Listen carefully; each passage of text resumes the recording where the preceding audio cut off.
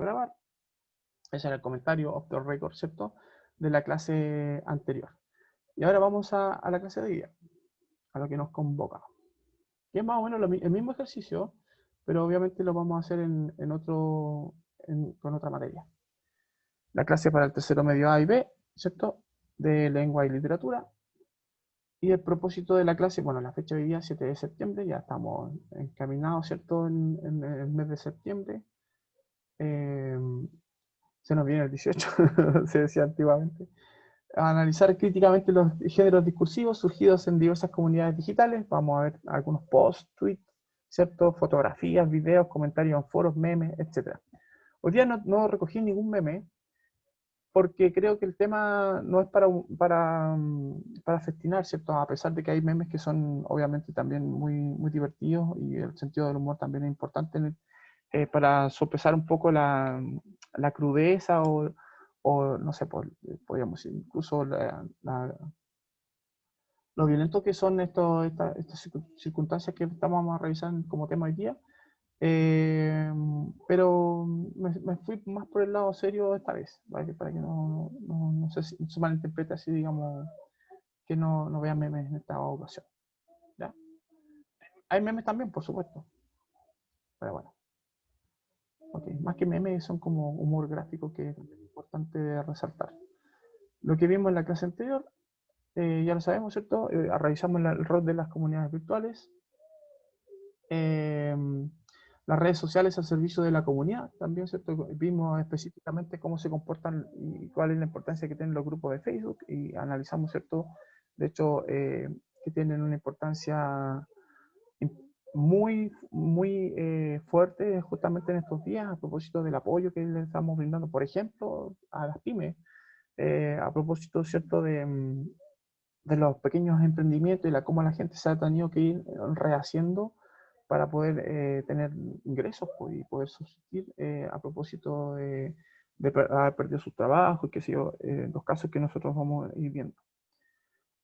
Vamos a ver hoy día, a propósito del mismo, en el mismo foco, ¿cierto? Discursos surgidos en las diversas comunidades digitales.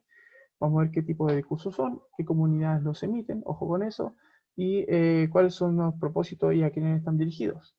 A propósito de la idea, ¿cierto?, de formar opinión, que es muy importante en los temas de cómo se difunde información. La información no solamente para que nosotros estemos informados, sino también para que nosotros tomemos acciones con respecto a esa información, tomemos decisiones. A propósito, ¿cierto? Hoy día nos vamos a ir al país del norte, Estados Unidos, por donde está centrada, digamos, la atención justamente del tema de hoy día. Recordatorio, para los que tengan dudas con respecto a la quinta nota, en diferenciado básicamente, y bueno, más que nada en diferenciado, que la quinta nota la estoy sacando en algunos casos, los que no tienen esa quinta nota o no tienen ni siquiera una, va a tener una nota por lo menos eh, con el porcentaje de logros de las preguntas que han ido respondiendo no solamente los ejercicios, sino también en las pruebas, ¿cierto? El porcentaje de logros, ¿cierto? De los objetivos que tiene que ver con la argumentación con fundamentos, que es básicamente el tenor de la asignatura de participación en democracia, participación y argumentación en democracia, ¿ya? Y la nota parten del 4 en ese sentido, para que no les perjudique tanto el promedio. Y ahora sí, empecemos. Lo que vimos en la clase anterior, hay que tener en cuenta antes de hacer todo este análisis, primero que todo, el contexto sociocultural en el que se van a dar estos temas y cómo se ha suscitado esta discusión, los intereses, las motivaciones, las características, los temas, ¿cierto?, compartidos por los participantes en las comunidades, cómo se posicionan los enunciadores frente a los temas y qué rol asumen frente a la audiencia. Vamos a revisar distintas importantes personas, ¿cierto?, en materia de lo que vamos a tratar como tema.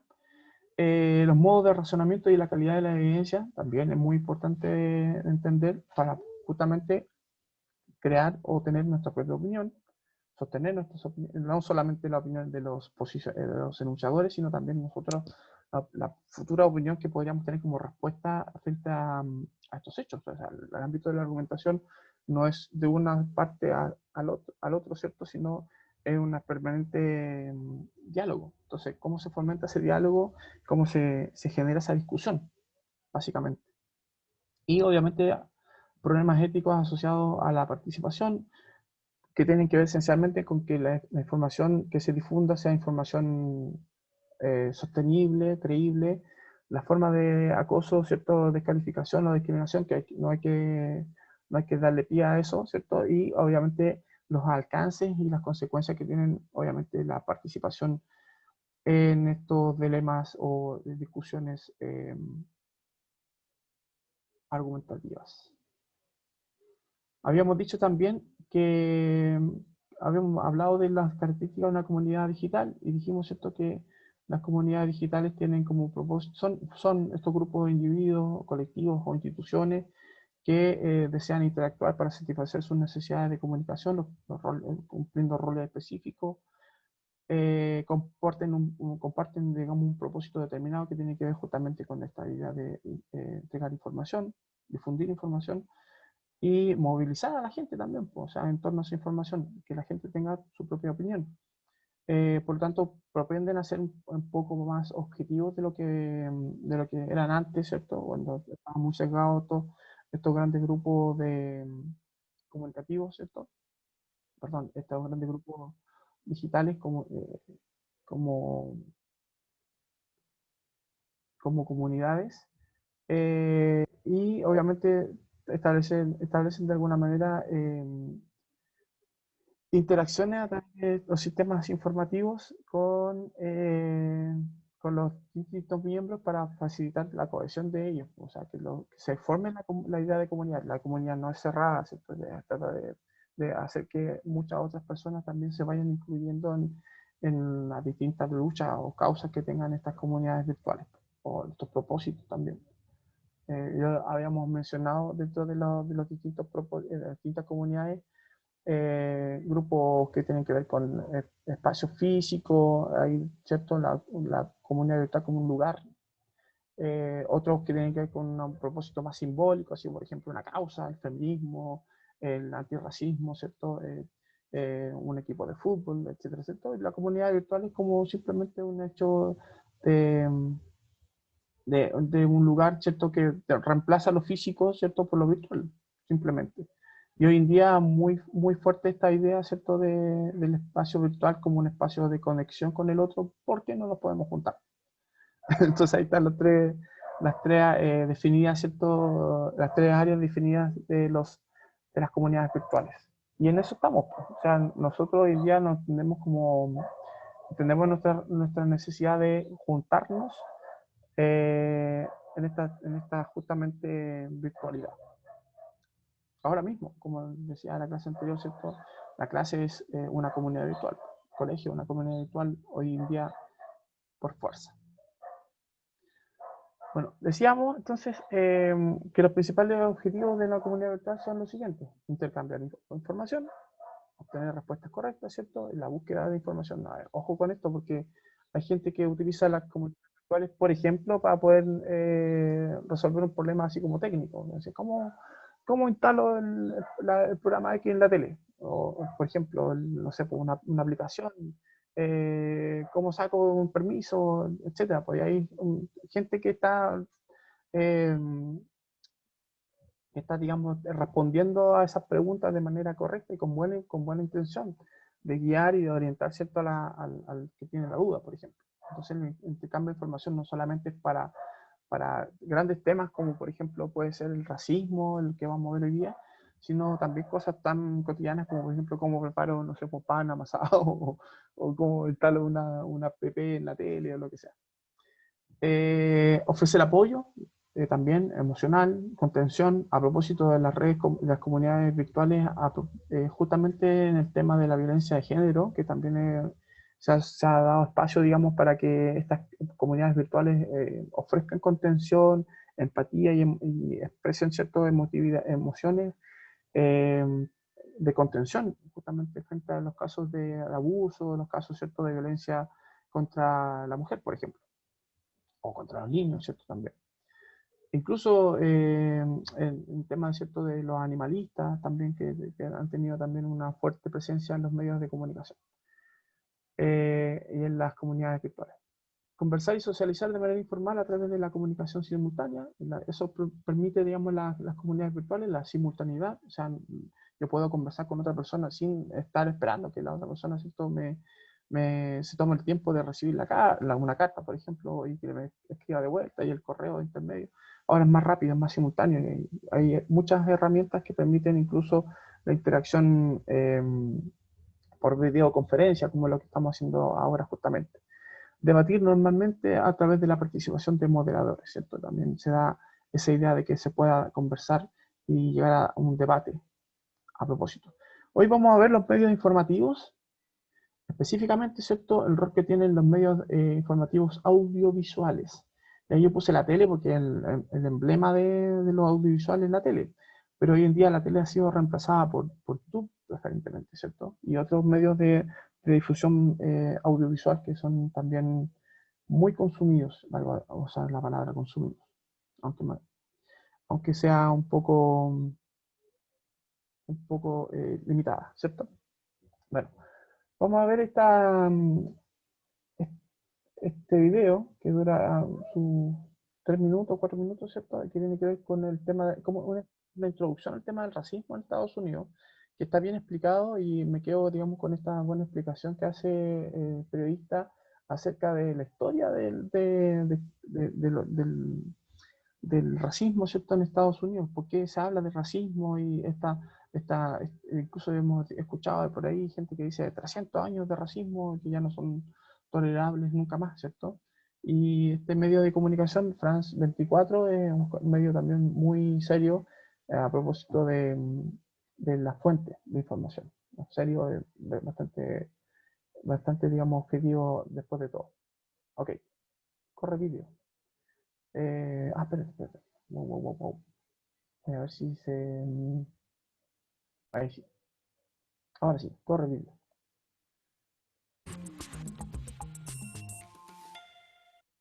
¿Se escucha o no, chicos? Sí, profe, se escucha. ¿Sí? Ah, ya, perfecto. Ya. Así, corre vídeo. Pongan atención. Bienvenidos al programa de historia de France 24. Soy Andrés Suárez Jaramillo. ¿De dónde viene el racismo que vive Estados Unidos? Estamos en el 2020 y las secuelas del racismo en este país, como en muchas otras latitudes del mundo, se mantienen latentes. El fatídico suceso de George Floyd, un afroamericano de 46 años que murió después de que un policía lo asfixiara durante una detención por aprisionarlo con su rodilla en el cuello, es apenas una muestra. El sentir de la comunidad negra es que las vidas negras importan, que estamos aburridos de tanto racismo, son 300 años aguantando tanto peso y ya no estamos dispuestos a aguantar. Ha sido bastante indignante porque es algo que ha ocurrido siempre, ¿sí?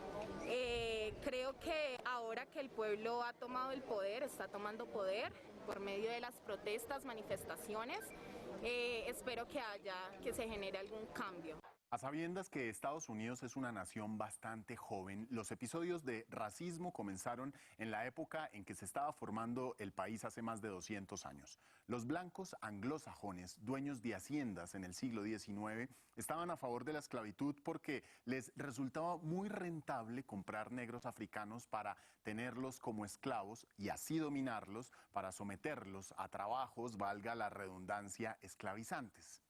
Dicho panorama se exacerbó en el año de 1861 y comenzó la Guerra de Secesión. Era la presidencia de Abraham Lincoln y los estados del norte atacaron a los del sur porque los del sur buscaban expandir la esclavitud.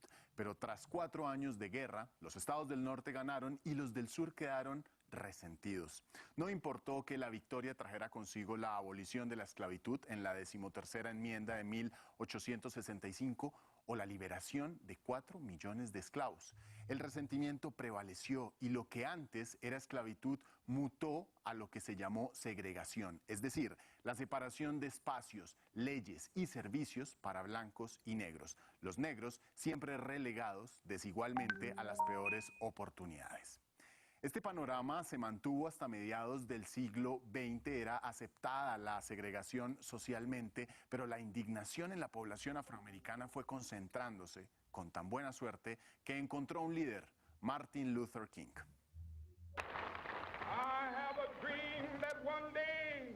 Tengo el sueño de que algún día el estado de Alabama, cuyo gobernador escupe frases de interposición entre las razas y anulación de los negros, se convierta en un sitio donde los niños y niñas negras podrán unirse con niños y niñas blancas y caminar juntos como hermanas y hermanos. Hoy tengo un sueño.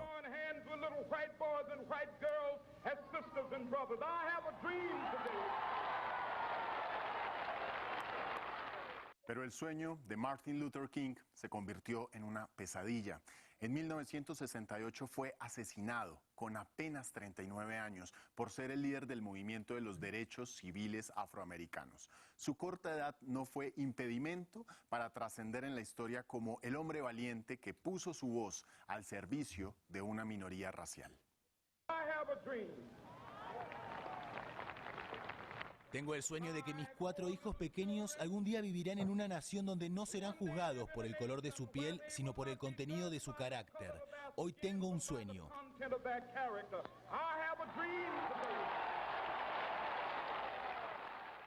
La lucha de Martin Luther King contó con el apoyo del presidente John Fitzgerald Kennedy, asesinado en 1963, y de Lyndon B. Johnson, quien lo sucedió y quien en 1964 firmó la Ley de los Derechos Civiles para acabar con esa separación de negros y blancos en buses, colegios, hospitales, bares, espacios públicos y todos los sitios sociales que ustedes se puedan imaginar. Los años fueron pasando, finalizó el siglo XX, comenzó el siglo XXI y a la Casa Blanca llegó un hombre que avivó la esperanza de toda una raza en el mundo, Barack Obama. Escuchémoslo cuando era presidente de Estados Unidos y le rindió homenaje al presidente Lyndon B. Johnson en un evento en Texas conmemorando los 50 años de la proclamación de la nueva Acta de Derechos Civiles en 1964. Because of the Civil Rights Movement, because of the laws President Johnson signed. Debido al movimiento de derechos civiles, debido a las leyes que firmó el presidente Johnson, se abrieron nuevas puertas de educación y oportunidades para todos. No todas a la vez, pero sí se abrieron algunas. No solo para los negros y blancos, sino también para las mujeres, para los latinos y asiáticos, y para los estadounidenses homosexuales también, y para los estadounidenses con discapacidad. Se abrieron para ti y para mí. Por eso estoy aquí hoy, debido a esos esfuerzos, a causa de ese legado.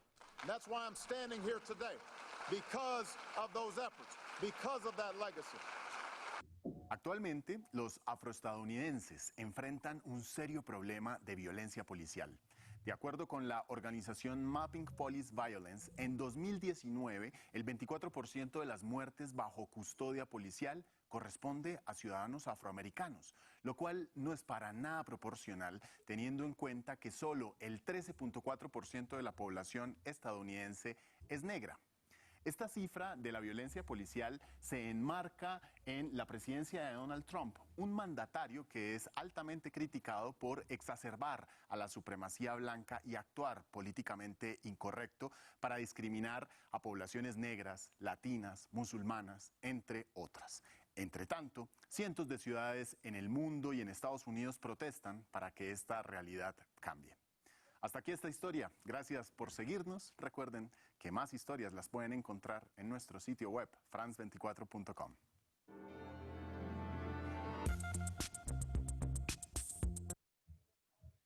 Ya, ese era el dato histórico, ¿cierto?, que trata de proporcionar a propósito de poner en contexto el tema de la clase de hoy día.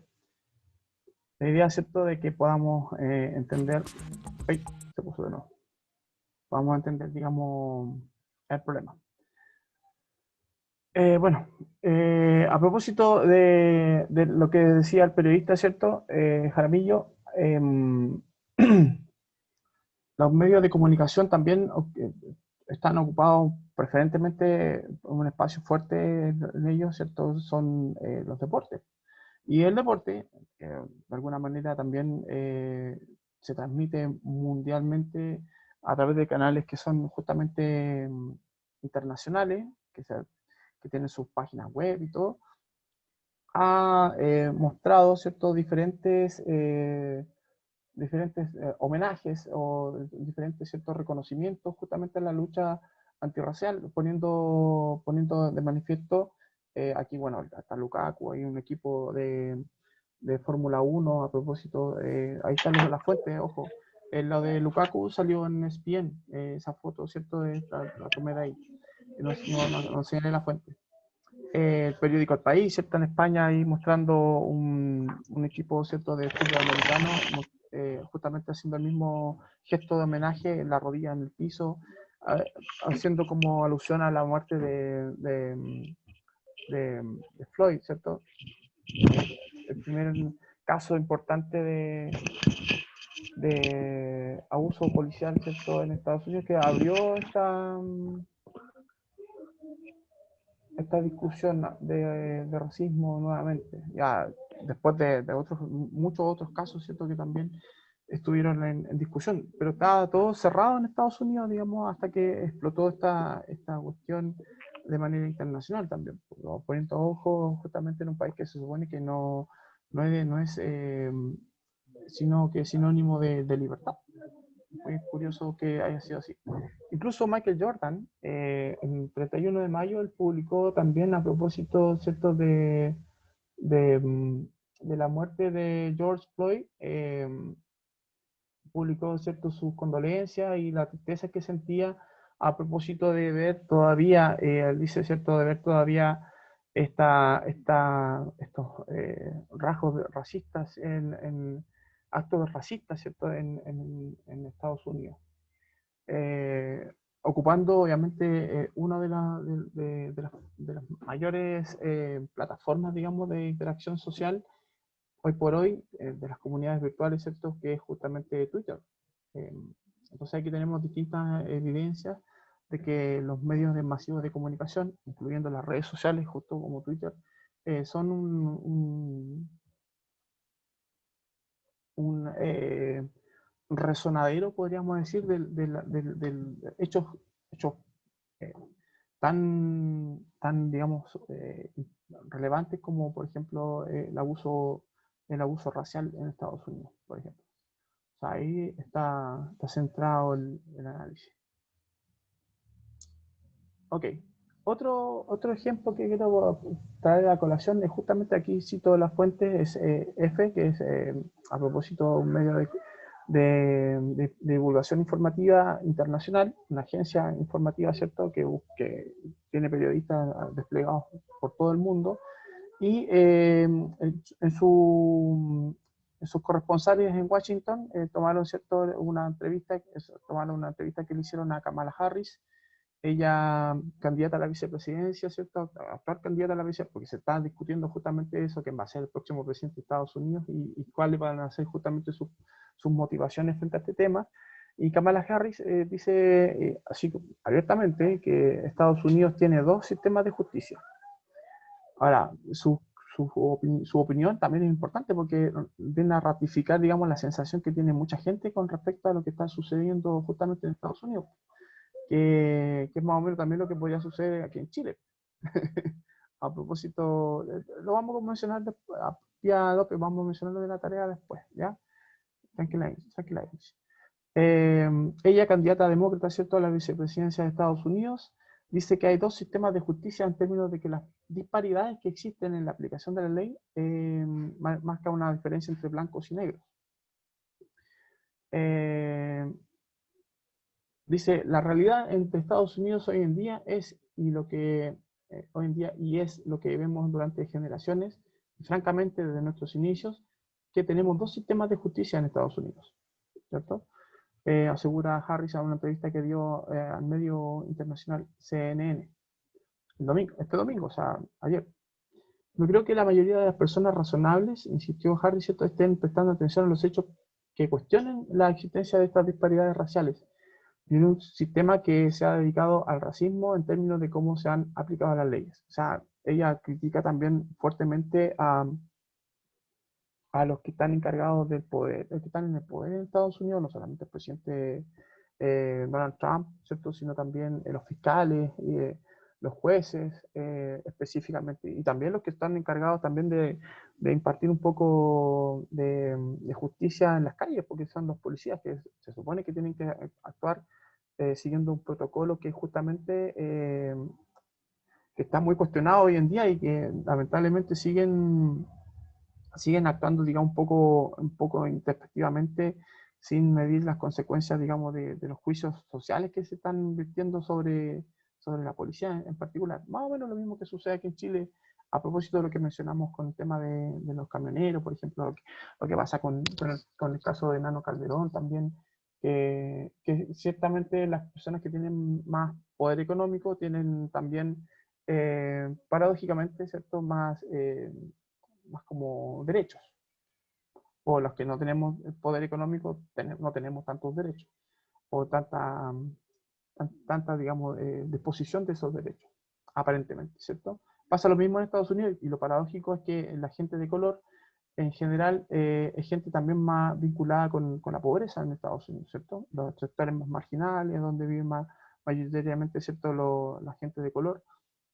Y es producto también de un racismo solapado, que ha sido también el de las oportunidades. Piensen que siendo la historia de Estados Unidos una historia de libertad y de derechos, de igualdad preferentemente, han tenido en su historia solamente un presidente de color y ninguna mujer también. O sea, ¿de qué estamos hablando? Esto está, bueno, extraído, ¿cierto?, a propósito para mencionar la fuente F. Aquí sale, ¿cierto?, la fuente F, que es la fuente original de la información, pero también está citado justamente una entrevista que da Kamala Harris a CNN, y el extracto de las dos noticias, podríamos decirlo, ¿cierto?, está justamente en la opinión de un periódico, ¿cierto?, en catalán, Opinión Coruña. Ok. Quiero mostrarles otro ejemplo de cómo los medios de comunicación ponen de manifiesto estos temas de racismo, ¿cierto? Y buscan no la parcialidad, sino que buscan la objetividad. Este medio de comunicación está Playground, ¿cierto? También difundiendo videos cortos a propósito de casos que son que llevan al cuestionamiento con respecto al funcionamiento en este caso, de la policía. Vamos a ver un ejemplo de cómo la policía en Estados Unidos actúa de manera parcial, o sea, tiene como cierto tratamiento. Policía blanca, por supuesto, tiene cierto tratamiento con las personas de color que es distinto de las personas blancas, ¿se entiende? Vamos a ver el ejemplo para que quede más clara la idea. Voy a hacer chiquitito para no jugar la banda ancha. Corre vídeo, pongan atención. You're good. What agency are you with? I'm the state attorney. Same thing. All right. Thank you. Your tag didn't come back. Never seen that before. I'm sorry? Yeah. We're good now. So it was. We ran the tag. I've never seen it before. A Florida tag. It's never come back to anything before. So that's the reason for the stop. What was the tag run for? I'm sorry? What was the tag run for? Oh, we run tags all the time, whether it's the traffic lights and that sort of stuff. That's how we figure out if, cars are stolen and that sort of thing. Also, the windows were really dark. I don't have a tint measure, but that's another reason for the stop. Do you guys have cards on you? Yeah, 1 second. Actually, this isn't my car, but I can write my name down if you'd like. Yeah, you put my name down.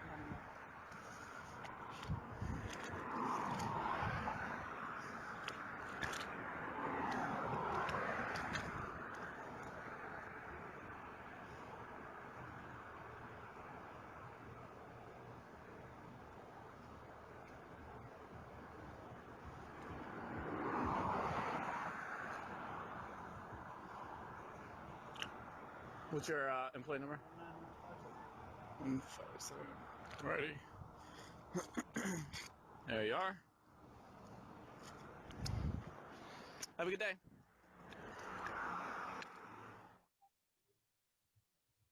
No sé si se percataron del alcance de lo que pasó.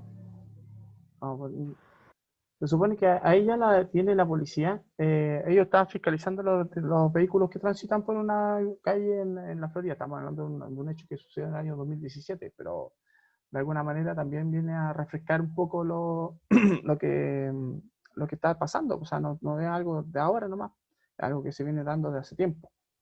Ella, la persona que detienen, los policías no saben que es una importante fiscal en Florida. De hecho, la detienen porque de color. Se nota, ¿cierto?, el nerviosismo del policía al decir, oh, no había reconocido la patente porque no teníamos nuestro registro, y como el auto es lujoso, iba manejado por una persona de color, y las ventanas son los vidrios son polarizados, ¿cierto? Nos pareció sospechoso. Y cuando se da cuenta que es la fiscal, y la fiscal le dice, yo necesito saber cuál es tu placa, tu número de registro como policía, ¿cierto? Dice, no. Y él le escribe su número de registro en un papel, no anda con su distintivo policial, ¿cierto? En su ropa, digamos. Y eso obviamente también es un hecho que ahora se dio a conocer y que ha dado vuelta al mundo. Justamente haciendo un aporte a esta idea de que de verdad la policía tiene un mal procedimiento con las personas de color, y ese pone en evidencia, ¿cierto?, este hecho, respaldando justamente a las personas que dan opinión y opinan, digamos, a favor de esto. Vamos a ver a un viejujo que también es re importante dentro de esto, porque él justamente se ha preocupado de ir investigando y analizando, ¿cierto?, justamente estos temas de los medios de comunicación, pero específicamente él se ha especializado en el tema del racismo. Él es un teórico, ¿cierto?, analítico de la lengua, lingüista, ¿cierto?, Tung Van Dijk, que es profesor de la Universidad de Pompeu en Fabra de Barcelona desde el año 1999, del año 2000, ¿cierto? Más específicamente ha tenido este trabajo, digamos, de análisis lingüístico justamente de los medios de comunicación. Su área de investigación, ¿cierto?, está centrada en el tema del discurso, la teoría literaria, la pragmática del discurso, la psicología del procesamiento del discurso, las noticias, la ideología, el discurso racista. Ojo con esto, que también él está muy vinculado con decodificar, ¿cierto?, justamente los matices racistas que hay en los medios de comunicación. Y él dice lo siguiente, a propósito de ese tema, para no alargarlo. Esta es una entrevista que dio a un medio peruano, ¿cierto?, a propósito del mismo análisis crítico del discurso racismo y la importancia que tienen los medios de comunicación en esto. Cuando los poderes dominantes permiten un discurso extremista, la gente violenta se siente legitimada para recurrir a la violencia.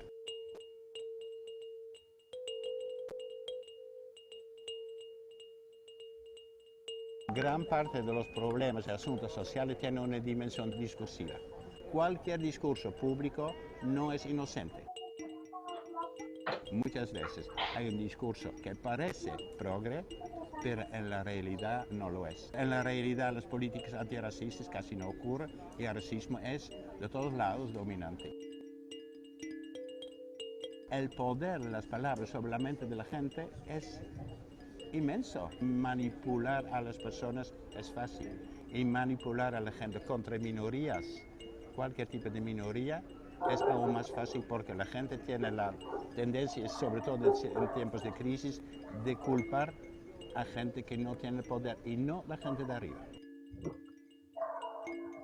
Una libertad total implica un poder total. La libertad de prensa tiene que ser total para criticar a la gente que tiene el poder. Pero no se puede abusar de la libertad de prensa para reprimir a la gente que no tiene el poder. Minorías, inmigrantes, etcétera, etcétera. Estoy muy claramente en contra de ese tipo de libertad.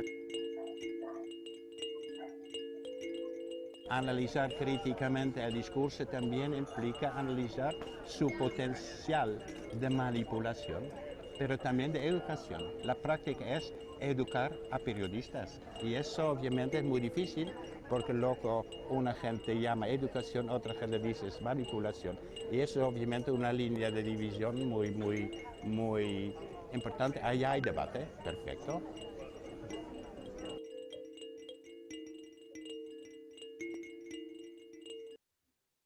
Bueno, tiene bien clara la película, en todo caso, a propósito del tema de la formación de los periodistas, ¿cierto?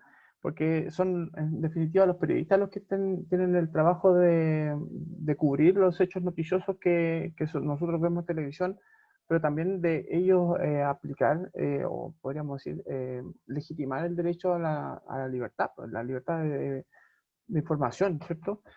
Y equiparar un poco la cancha, porque se supone que ellos toman, por ejemplo, no sé si vemos en la televisión chilena, en ese sentido como muy mala el periodismo chileno, porque está centrado en los portonazos, en los cambiazos, en todos los crímenes de baja connotación. Pero cuando estamos hablando de crímenes de alta connotación, o los crímenes de cuello y corbata, como se le menciona, ¿cierto?